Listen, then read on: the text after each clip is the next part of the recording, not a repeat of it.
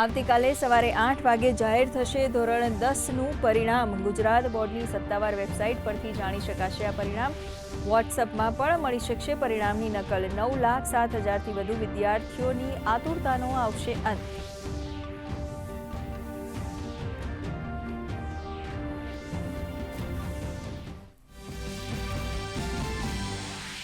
નાયબ મુખ્યમંત્રી હર્ષ સંઘવીએ US house of રિપ્રેઝેન્ટેટિવ્સના સભ્યપીઠ sessions સાથે યોજી સૌજન્ય મુલાકાત। ભારત અમેરિકા સંબંધોને મજબૂત બનાવવાના મુદ્દે થઈ ફળદાયી ચર્ચા।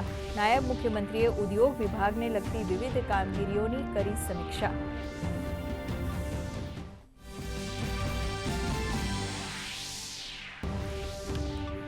સાયબર ગુનાઓની 53 કરોડથી વધુ રકમની હેરાફેરીનો પર્દાફાશ। સાયબર સેન્ટર ઓફ એક્સેલન્સે આણંદમાં સક્રિય ગેંગના 10 સભ્યોની કરી ધરપકડ। 197 જેટલા બેંક એકાઉન્ટ ઓપરેટ કરતા હોવાનો તપાસમાં ખુલાસો।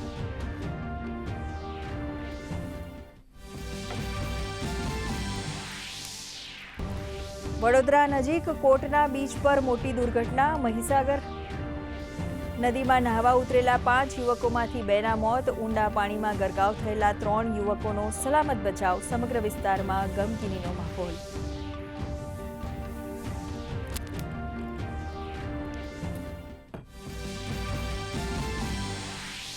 બંગાળ અને આસામમાં સરકાર રચવાની પ્રક્રિયા તેજ। બંગાળમાં અમિત શાહ તો આસામમાં જેપી નડ્ડાને સોંપાઈ નિરીક્ષક તરીકેની જવાબદારી।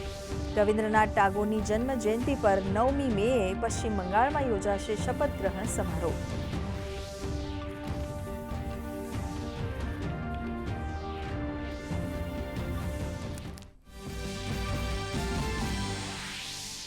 પશ્ચિમ બંગાળમાં રાજકારણમાં ગરમાવો। મમતા બેનર્જીનો મુખ્યમંત્રી પદેથી રાજીનામું આપવાનો ઇનકાર।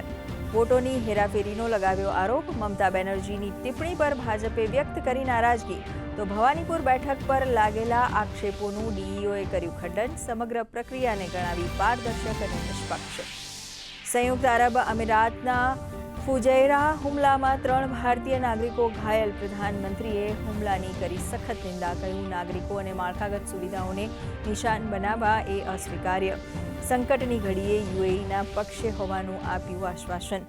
સંવાદ અને રાજદ્વારી માધ્યમથી શાંતિપૂર્ણ ઉકેલ લાવવાની કરી તરફેણ।